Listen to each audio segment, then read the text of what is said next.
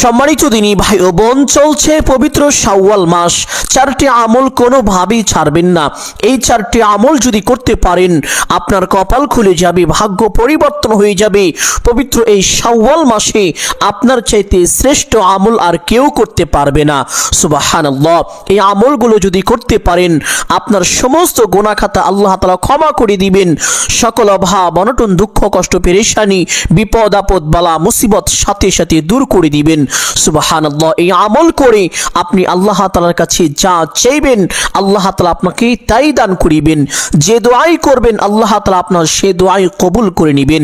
সম্মানিত দিনী ভাই ও বোন আমার, এই চারটি আমলের মধ্যে সর্বপ্রথম আমল হলো, আল্লাহ নবী সাল্লাল্লাহু আলাইহি ওয়াসাল্লাম বলেছেন, যেই ব্যক্তি পবিত্র মাহে রমজান মাসের 30টি রোজা রাখলো এবং রমজান মাস শেষ হওয়ার পরে শাওয়াল মাসে আবার 6টি রোজা রাখলো, তাহলে সে যেন টানা 1 বছর রোজা রাখলো। সুবহানাল্লাহ। সম্মানিত দিনী ভাই ও বোন, যারা পবিত্র মাহে রমজান মাসে কষ্ট করে রোজা রেখেছেন, পবিত্র এই শাওয়াল মাসে আর একটু কষ্ট করে শুধুমাত্র 6টি রোজা যদি আপনি রাখতে পারেন, আল্লাহ তাআলা আপনাকে 1 বছর রোজা রাখার নেকি দান করে দিবেন। সুবহানাল্লাহ। সম্মানিত দিনী ভাই ও বোন, এই 6টি রোজা কবে রাখবেন এবং এই 6টি রোজা একাধারে রাখতে হবে নাকি ভেঙে ভেঙে মাঝখানে গ্যাপ দিয়ে রাখলেও রোজা আদায় হয়ে যাবে? এই রোজার সর্বশেষ তারিখ কবে? প্রত্যেকটি বিষয় আপনাদেরকে সুস্পষ্টভাবে বলে দিব ইনশাআল্লাহ। অনেকে আছেন পবিত্র মাহে রমজানের রোজাগুলো সম্পূর্ণ করতে পারেননি, বিভিন্ন সমস্যার কারণে, মা ও বোন বিশেষ করে অসুস্থতার কারণে পবিত্র মাহে রমজানের অনেক রোজাগুলো আপনারা মিস করে ফেলেছেন। এই রোজাগুলো কবে রাখবেন? পবিত্র শাওয়াল মাসের রোজার পূর্বে রাখবেন নাকি শাওয়াল মাসের রোজা রেখে তারপরে এই ভাঙতি রোজাগুলো আদায় করবেন? সম্মানিত দিনী ভাই ও বোন আমার, অধিকাংশ ওলামা একরামের মতে পবিত্র মাহে রমজানের যেই ভাঙতি রোজাগুলো আছে, যেই রোজাগুলো আপনি রাখতে পারেননি, শাওয়াল মাসের প্রথম দিন বাদে দ্বিতীয় দিন থেকে শুরু করবেন। প্রথম দিন তো হলো ঈদের দিন। ঈদের দিন আল্লাহ তাআলা রোজা রাখা হারাম করে দিয়েছেন, এই জন্য ঈদের দিনের পর থেকেই শুরু করবেন ভাঙতি রোজাগুলো বা কাজা রোজাগুলো আপনি আদায় করবেন। এই রোজাগুলো যখন শেষ হয়ে যাবে, তারপরে আপনি শাওয়াল মাসের রোজা শুরু করবেন। শাওয়াল মাসের রোজার সর্বশেষ তারিখ হলো শাওয়াল মাসের শেষ তারিখ। শাওয়াল মাস শেষ হয়ে যাবে, শাওয়াল মাসের রোজাও শেষ হয়ে যাবে। তবে কেউ যদি এমন থাকেন যে পবিত্র রমজান মাসে একটি রোজাও আপনি রাখতে পারেননি, অসুস্থতার কারণে 30টি দিন আপনি অসুস্থ ছিলেন, যার কারণে রোজা রাখা হয়নি, তাহলে শাওয়াল মাস পুরোটাই আপনি রোজা রাখবেন। রাখার পরে জিলকদ মাস, শাওয়াল মাসের পরের মাস হলো জিলকদ মাস। জিলকদ মাসের প্রথম 6 দিন আপনি শাওয়াল মাসের এই 6টি রোজা রাখবেন। যেহেতু আপনি অপারগ, এই জন্য আল্লাহ তাআলা আপনার উপরে দয়া করবেন। আল্লাহ তাআলা আপনাকে দীর্ঘ 1 বছর রোজা রাখার সওয়াব দান করবেন। সুবহানাল্লাহ। সম্মানিত দিনী ভাই ও বোন, এই রোজার নিয়ত কিভাবে করবেন? আপনি যেই দিন রোজা রাখবেন তার পূর্বের দিন নিয়ত করবেন যে, হে আল্লাহ, আপনার সন্তুষ্টির জন্য আমি আগামীকালকে শাওয়াল মাসের প্রথম রোজা রাখবো, অতঃপর দ্বিতীয় রোজা রাখবো, অতঃপর তৃতীয় রোজা রাখবো। এইভাবে প্রত্যেক দিন আপনারা নিয়ত করবেন ইনশাআল্লাহ। এখন কথা হলো, এই রোজা কি একাধারে রাখতে হবে নাকি মাঝখানে বাদ দিয়ে দিয়ে রাখা যাবে? সম্মানিত দিনী ভাই বোন, অধিকাংশ ওলামা একরামের মতে এই রোজা আপনি চাইলে একাধারে 6টি রাখতে পারেন, আবার চাইলে মাঝখানে গ্যাপ দিয়ে দিয়ে রাখতে পারেন। তবে মাঝখানে গ্যাপ দিয়ে দিয়ে রাখা হলো সবচেয়ে বেশি উত্তম। এই জন্য চেষ্টা করিবেন এই রোজা মাঝখানে 1-2 দিন বাদ দিয়ে দিয়ে তারপর রাখার জন্য। এইভাবে সর্বমোট 6টি রোজা আপনারা পালন করবেন ইনশাআল্লাহ। দ্বিতীয় নাম্বার আমল হলো পবিত্র এই শাওয়াল মাসে বেশি বেশি তাহাজ্জুদ নামাজ পড়া। আল্লাহ নবী সাল্লাল্লাহু আলাইহি ওয়াসাল্লাম বলেছেন, আল্লাহ তাআলার কাছে ফরজ ইবাদতের পরে নফল ইবাদতের মধ্যে সবচেয়ে প্রিয় ইবাদত হলো তাহাজ্জুদের নামাজ। সুবহানাল্লাহ। তাহাজ্জুদ নামাজের সময় স্বয়ং আল্লাহ তাআলা প্রথম আসমানে চলে আসেন, এসে প্রত্যেকটি বান্দা বান্দির নাম ধরে ধরে এইভাবে ডাকতে থাকেন আর বলতে থাকেন, ও আমার বান্দা, কে আছো ক্ষমা প্রার্থী, আমার কাছে ক্ষমা চাইবে, আমি তোমাকে ক্ষমা করে দিব।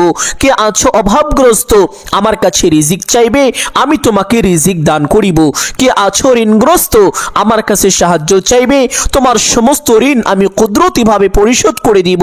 কে আছো সন্তানাদি হয় না, আমার কাছে সন্তান চাইবে, আমি তোমাকে নেককার সালিহিন সন্তান দান করিব। ও আমার বান্দা বান্দিরা, কে আছো, কার কি প্রয়োজন আমার কাছে চাইবে, আমি তোমার সমস্ত চাওয়াকে আজ পূরণ করে দিব। সুবহানাল্লাহ। মহান আল্লাহ তাআলা এইভাবে প্রত্যেকটি বান্দা বান্দির নাম ধরে ধরে ডাকতে থাকেন আর বলতে থাকেন। সম্মানিত দিনী ভাই বোন, এই তাহাজ্জুদ নামাজের সিজদায় মাথা রেখে নবীজির শিখানো একটি ছোট্ট দোয়া শুধুমাত্র 7 বার যদি পাঠ করিতে পারেন, আপনার কপাল খুলে যাবে, ভাগ্য পরিবর্তন হয়ে যাবে। আপনি মনে মনে আল্লাহ তাআলার কাছে যা চাইবেন আল্লাহ তাআলা আপনাকে তাই দান করিবেন। আপনার সকল হাজত আল্লাহ তাআলা গায়বী ভাবে পূরণ করে দিবেন। সুবহানাল্লাহ। অনেকের মনে অনেক রকম আশা, যেই আশা কখনো পূরণ হয় না।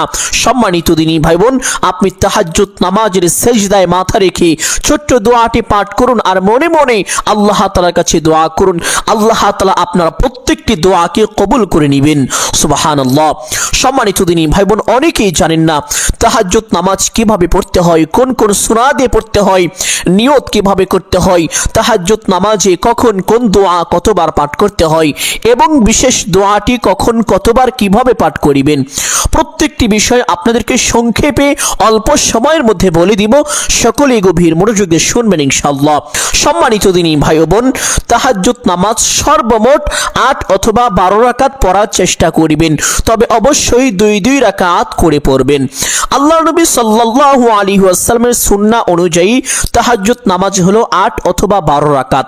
নবীজি কখনোই 8 অথবা 12 এর থেকে বেশি পড়েননি, সব সময় 8 বা 12 রাকাত নামাজ পড়েছেন। এই নামাজের আরেকটি সুন্নাহ হলো 2 রাকাত করে পড়া। নবীজি সাল্লাল্লাহু আলাইহি ওয়াসাল্লাম তাহাজ্জুদ নামাজ 2 রাকাত করে পড়েছেন। সম্মানিত দিনী ভাই বোন, এই নামাজের নিয়ত অনেকেই পারেন না। যারা আরবি নিয়তটি পারেন আলহামদুলিল্লাহ, ভালো, আরবি নিয়তটি করবেন। আরবি নিয়ত না পারলে বাংলায় এইভাবে নিয়ত করিবেন, আমি কিবলামুখী হয়ে আল্লাহ তাআলার সন্তুষ্টির জন্য 2 রাকাত তাহাজ্জুদ নামাজ পড়িতেছি। নিয়ত শেষ করে প্রত্যেক নামাজে হাত দুটো যেইভাবে উঠিয়ে থাকেন ঠিক সেইভাবে উঠাবেন, উঠিয়ে অন্যান্য নামাজের মতন করে এই নামাজটা পড়বেন। সম্মানিত দিনী ভাই বোন, অনেকে জানতে চান হুজুর তাহাজ্জুদ নামাজ কোন কোন সূরা দিয়ে পড়ব, সূরা ইখলাস দিয়ে তাহাজ্জুদ নামাজ পড়লে নাকি মনের আশা পূরণ হয়, অভাব অনটন দূর হয়, এই কথাগুলো অনেকেই বলে থাকেন। সম্মানিত দিনী ভাই বোন, হক্কানি উলামায়ে কেরাম এবং আল্লাহর ওয়ালিগণের সুপরামর্শ আছে যে তাহাজ্জুদ নামাজ সূরা ইখলাস দিয়ে পড়া যায়। তবে সম্মানিত দিনী ভাই বোন, আপনারা সঠিক নিয়মটি জানেন না। সূরা ইখলাস দিয়ে পড়ার মানে হলো প্রত্যেক 2 রাকাতের দ্বিতীয় রাকাতে সূরা ফাতিহা পাঠ করার পরে একবার সূরা ইখলাস পাঠ করবেন এবং প্রথম রাকাতে সূরা ফাতিহা পাঠ করার পরে আপনার যে কোনো সূরা পছন্দ সেই সূরাটি পাঠ করিবেন, তবে চেষ্টা করিবেন আয়াতুল কুরসি পাঠ করার জন্য। সম্মানিত দিনী ভাই বোন, আশা করি বিষয়টি বুঝতে পেরেছেন। যদি সূরা ইখলাস বা আয়াতুল কুরসি নাও পারেন কোনো সমস্যা নেই, অন্য যে কোনো সূরা দিয়ে বা যে কোনো আয়াত দিয়ে তাহাজ্জুদ নামাজ আপনারা পড়তে পারবেন। সম্মানিত দিনী ভাই বোন, তাহাজ্জুদ নামাজের সিজদার মধ্যে কোনো দোয়া করা হলে সেই দোয়া আল্লাহ তাআলা কখনোই ফিরিয়ে দেন না। আল্লাহ নবী সাল্লাল্লাহু আলাইহি ওয়াসাল্লাম তাহাজ্জুদ নামাজের সিজদায় এত বেশি পরিমাণ দোয়া করতেন যা অন্য কোনো সময় এত দোয়া করতেন না। নবীজি সাল্লাল্লাহু আলাইহি ওয়াসাল্লাম তাহাজ্জুদ নামাজের রুকুতেও দোয়া করতেন। সুবহানাল্লাহ। সম্মানিত দিনী ভাই ও বোন, তাহাজ্জুদ নামাজের সিজদায় কিভাবে দোয়া করবেন? কিছু সংখ্যক উলামায়ে কেরাম বলেছেন তাহাজ্জুদ নামাজের সিজদায় নিজের ভাষায় দোয়া করা যায়। অধিকাংশ উলামায়ে কেরাম বলেছেন তাহাজ্জুদ নামাজের সিজদায় নিজের ভাষায় দোয়া করা যাবে না, তবে কোরআন ও হাদিসের মধ্যে যে সকল দোয়া রয়েছে এই সকল দোয়া পাঠ করা যাবে। সম্মানিত দিনী ভাই বোন, এই জন্য আপনাদেরকে বলবো, যেহেতু অধিকাংশ উলামায়ে কেরামের মতে তাহাজ্জুদ নামাজের সিজদায় নিজের ভাষায় দোয়া করা যাবে না, দোয়া করলে নামাজ বাতিল হয়ে যাবে, ফাসেক হয়ে যাবে, নষ্ট হয়ে যাবে। এই জন্য আপনাদেরকে বলবো তাহাজ্জুদ নামাজের সিজদায় মাথা রেখে কোরআন হাদিসে বর্ণিত একটি বিশেষ দোয়া পাঠ করিবেন, যেই দোয়া পাঠ করিলে আপনার যা কিছু প্রয়োজন আল্লাহ তাআলা তা দান করিবেন। দুনিয়া ও আখিরাতের প্রত্যেকটি জায়গায় আপনাকে কল্যাণ দান করিবেন, সফলতা দান করিবেন। সকল প্রকার ব্যর্থতা ও অবনতি থেকে আল্লাহ তাআলা নিজ কুদরতি হাতে হেফাজত করবেন। সুবহানাল্লাহ। সম্মানিত দিনী ভাই ও বোন, আপনি যখন তাহাজ্জুদ নামাজের সেজদায় মাথা রাখবেন, মাথা রাখার পরে সেজদার তাসবিহ কমপক্ষে 3 বার, 5 বার বা 7 বার পাঠ করিবেন। সেজদার তাসবিহ পাঠ করার পরে সর্বপ্রথম এই ছোট্ট দোয়াটি পাঠ করিবেন। আল্লাহুম্মা রাব্বানা আতিনা ফিদ দুনিয়া হাসানা ওয়া ফিল আখিরাতি হাসানা ওয়া কিনা আযাবান নার। চেষ্টা করিবেন 7 বার পাঠ করার জন্য। 7 বার না পারলে কমপক্ষে একবার হলেও এই দোয়াটি পাঠ করবেন। এই দোয়ার বরকতে আল্লাহ তাআলা বান্দাকে দুনিয়া ও আখিরাতের প্রত্যেকটি জায়গায় কল্যাণ দান করেন, সফলতা দান করেন। সুবহানাল্লাহ। এই দোয়াটি পাঠ করা শেষ করে একটি ছোট্ট দোয়ার মাধ্যমে আল্লাহ তাআলার কাছে হালাল এবং উত্তম রিজিক চাইবেন। আর সেই ছোট্ট দোয়াটি হলো আল্লাহুম্মা রযুকনি রিজকান হালালান তাইয়্যিবা। হে আল্লাহ, হে রিজিকের মালিক আল্লাহ, আপনি আমাকে হালাল এবং উত্তম রিজিক দান করুন। সুবহানাল্লাহ। ছোট্ট এই দোয়াটি 7 বার পাঠ করার চেষ্টা করিবেন, না পারলে কমপক্ষে একবার অবশ্যই পাঠ করিবেন। এইভাবে প্রত্যেক সেজদার মধ্যে এই ছোট্ট 2টি দোয়া আপনারা পাঠ করিবেন ইনশাআল্লাহ। এইভাবে তাহাজ্জুদ নামাজের বাকি বিষয়গুলো আপনারা সঠিকভাবে আদায় করবেন। সম্মানিত দিনী ভাই বোন, 3য় নাম্বার আমল হলো বেশি বেশি জিকির করা। মহান আল্লাহ তাআলা পবিত্র কোরআনুল কারীমের মধ্যে বলেছেন, ফাযকুরুনি আযকুরুকুম ওয়াশকুরুলি ওয়ালা তাকফুরুন। যেই ব্যক্তি আল্লাহকে স্মরণ করেন, আল্লাহ স্বয়ং নিজেও তাকে স্মরণ করেন। সুবহানাল্লাহ। আল্লাহ তাআলা পবিত্র কোরআনুল কারীমের আরেকটি আয়াতের মধ্যে বলেছেন, ফাইদা কুদিয়াতিস সালাতু ফান্তাশিরু ফিল আরদি ওয়াবতাগু মিন ফাদলিল্লাহ ওয়াযকুরুল্লাহা কাসীরান লাআল্লাকুম তুফলিহুন।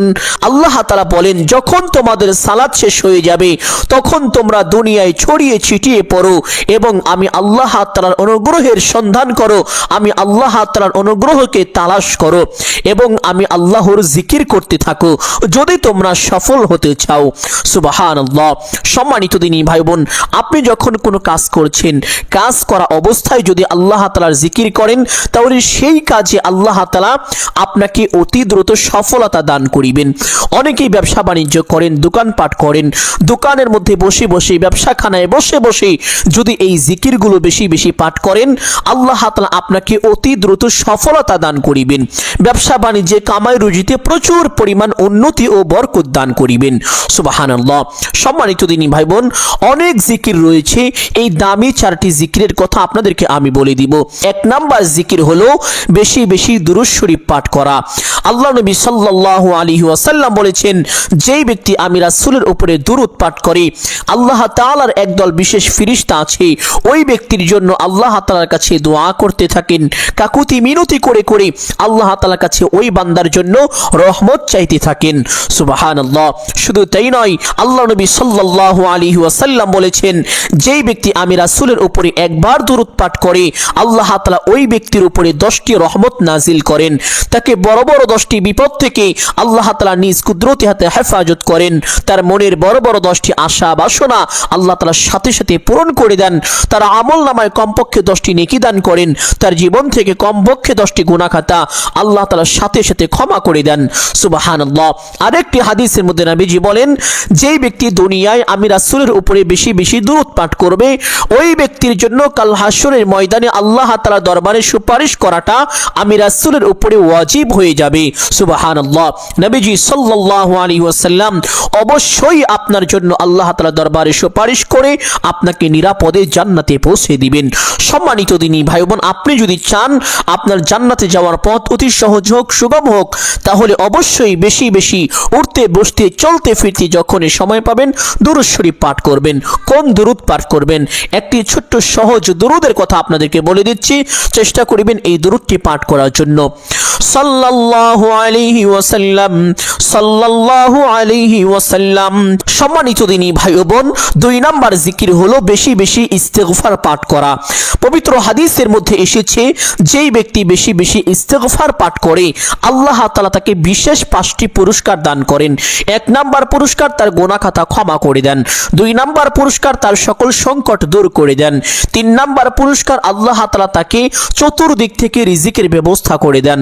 চতুর্থ নাম্বার পুরস্কার, যাদের সন্তানাদি হয় না তারা যদি এই ইস্তেগফার বেশি বেশি পাঠ করে আল্লাহ তাআলা তাদেরকে অতি দ্রুত নেককার সালিহিন সুসন্তান দান করে দেন। সুবহানাল্লাহ। 5 নাম্বার সর্বশেষ পুরস্কার হলো আল্লাহ তাআলা ওই ব্যক্তিকে নিরাপদে জান্নাতে পৌঁছে দিবেন এবং জান্নাতি নহর থেকে তাকে শরবত পান করাবেন। সুবহানাল্লাহ। সম্মানিত দিনী ভাই বোন, এই বিশেষ 5টি পুরস্কার যদি পেতে চান তাহলে উঠতে বসতে চলতে ফিরতে যখনই সময় পাবেন বেশি বেশি পাঠ করিবেন আস্তাগফিরুল্লাহ আস্তাগফিরুল্লাহ। সম্মানিত দিনী ভাই ও বোন, তৃতীয় নাম্বার জিকির হলো সুবহানাল্লাহি ওয়া বিহামদিহি। আল্লাহ নবী সাল্লাল্লাহু আলাইহি ওয়াসাল্লাম বলেছেন, যেই ব্যক্তি 100 বার পাঠ করবে সুবহানাল্লাহি ওয়া বিহামদিহি, তার গুনাহের পরিমাণ যদি সমুদ্রের ফেনা রাশিও হয়ে থাকে তবুও মহান আল্লাহ তাআলা তার জীবনের যৌবনের সমস্ত গুনাহ খাতা ক্ষমা করে তাকে একেবারে নিষ্পাপ পবিত্র পাত্র বানিয়ে দিবেন। সুবহানাল্লাহ। সম্মানিত দিনী ভাই ও বোন, 4 নাম্বার জিকির হলো ইয়া হাইয়ু ইয়া কাইয়ুম। আল্লাহ নবী সাল্লাল্লাহু আলাইহি ওয়াসাল্লাম এই জিকিরটি সব সময় পাঠ করতেন। এই জিকিরের মধ্যে আল্লাহ তাআলা 2টি বিশেষ নাম রয়েছে, একটি নাম হলো আল হাইয়ু, আরেকটি নাম হলো আল কাইয়ুম। এই 2টি নাম অত্যন্ত শক্তিশালী নাম। এই 2টি নামকে ইসমে আজমও বলা হয়ে থাকে। এই 2টি নাম পাঠ করে কেউ যদি আল্লাহ তাআলার কাছে কোনো কিছু চায় আল্লাহ তাআলা তাকে কখনোই খালি হাতে ফিরিয়ে দেন না। এই 2টি নাম ধরে কেউ যদি আল্লাহকে ডাকেন আল্লাহ তাআলার সাথে সাথে তার ডাকে সাড়া দিয়ে থাকেন। সুবহানাল্লাহ। সম্মানিত দিনী ভাই বোন, এজন্য বেশি বেশি পাঠ করিবেন ইয়া হাইয়ু ইয়া কাইয়ুম ইয়া হাইয়ু ইয়া কাইয়ুম। সম্মানিত দিনী ভাই বোন, 4 নাম্বার আমল হলো বেশি বেশি সূরাতুল ইখলাস পাঠ করা। সূরা ইখলাস পাঠ করলে কি হয় জানলে অবাক হয়ে যাবেন, আশ্চর্য হয়ে যাবেন। পবিত্র হাদিসের মধ্যে আল্লাহ নবী সাল্লাল্লাহু আলাইহি ওয়াসাল্লাম বলেছেন, যে ব্যক্তি সূরা ইখলাস একবার পাঠ করে অথবা শোনে আল্লাহ তাআলা তার আমলনামায় 10 পারা কোরআন তেলাওয়াতের সওয়াব দান করেন। যেই ব্যক্তি 2 বার পাঠ করে অথবা শোনে তার আমলনামায় 20 পারা কোরআন তেলাওয়াতের সওয়াব দান করেন। যেই ব্যক্তি 3 বার পাঠ করে অথবা শোনে আল্লাহ তাআলা তার আমলনামায় 1 খতম কোরআন তেলাওয়াতের সওয়াব দান করেন। যেই ব্যক্তি সূরা ইখলাস 10 বার তেলাওয়াত করে অথবা শোনে আল্লাহ তাআলা ওই ব্যক্তির জন্য জান্নাতের ময়দানে একটি অট্টালিকা তৈরি করে দেন। সুবহানাল্লাহ। সম্মানিত দিনী ভাই বোন, এই অট্টালিকাটা আল্লাহ তাআলা দুনিয়ার কোনো রড, ইট, সিমেন্ট, বালু দিয়ে তৈরি করেন না, স্বর্ণ, রৌপ্য এবং জমরুদ পাথর দ্বারা। সুবহানাল্লাহ। আর এইখানে আল্লাহ তাআলা পানি ব্যবহার করেন না, পানির পরিবর্তে মিশকে আম্বর ব্যবহার করেন। সুবহানাল্লাহ। কত চমৎকার সুন্দর দামি একটি বাড়ি শুধু সূরা ইখলাস 10 বার পাঠ করার বিনিময়ে আল্লাহ তাআলা আমাদেরকে দান করে থাকেন। সম্মানিত দিনী ভাই বোন, এই বাড়ির দাম কত শুনলে অবাক হয়ে যাবেন, আশ্চর্য হয়ে যাবেন। এই পৃথিবীকে যদি 70 লক্ষ কোটি হাজার বারও বিক্রি করা হয় তবুও সেই বাড়ির একটি ইটের কোনা সমপরিমাণও হবে না। সুবহানাল্লাহ। কতই না দামি একটি বাড়ি আল্লাহ তাআলা আপনাকে আমাকে সূরা ইখলাস 10 বার পাঠ করার বিনিময়ে দান করে থাকেন। আর যদি সম্মানিত দিনী ভাই বোন সূরা ইখলাসটা আপনি উঠতে বসতে চলতে ফিরতে পবিত্র অবস্থায় বেশি বেশি পাঠ করেন আল্লাহ তাআলা অল্প সময়ের ভিতরে আপনার ঋণের পরিমাণ যদি পাহাড় সমানও হয়ে থাকে তবুও তা পরিশোধ করে দিবেন। চোখের পলকে আপনার ঋণ পরিশোধ হয়ে যাবে, আপনি অবাক হয়ে যাবেন। বিশ্বাস যদি নাও হয় আপনি সূরা ইখলাসের আমলটি একবার করেই দেখুন, আপনার সকল অভাব অনটন দূর হয়ে যাবে এবং চতুর্দিক থেকে আল্লাহ তাআলা আপনাকে রিজিক দান করবেন। সুবহানাল্লাহ। যেদিকেই যাবেন সফলতা আসবে। সম্মানিত দিনী ভাই ও বোন, আমি আশা করছি আজকের এই আমলটি আপনাদের সকলের জন্য অত্যন্ত গুরুত্বপূর্ণ এবং উপকারী ছিল। অতএব সকলকে বলবো সদকায়ে জারিয়ার উদ্দেশ্যে কমপক্ষে একটি হলেও শেয়ার করে দিবেন। যদি আলোচনাটি ভালো লাগে অবশ্যই ভিডিওতে একটি লাইক করবেন, কমেন্টে আমিন বলে দোয়ায় শরীক থাকবেন। যারা এই চ্যানেলে নতুন দর্শক রয়েছেন চেষ্টা করিবেন চ্যানেলটি সাবস্ক্রাইব করে রাখার জন্য। সকলের জন্য অন্তর থেকে দোয়া করি আল্লাহ তাআলা সকলকে ভালো রাখুন, সুস্থ রাখুন, জানে মালে কামায় রুজি ব্যবসা বাণিজ্যে প্রচুর পরিমাণ উন্নতি ও বরকত দান করুন। সকলেই বলি আমিন সুম্মা আমিন। আসসালামু আলাইকুম ওয়া রাহমাতুল্লাহি ওয়া বারাকাতুহু।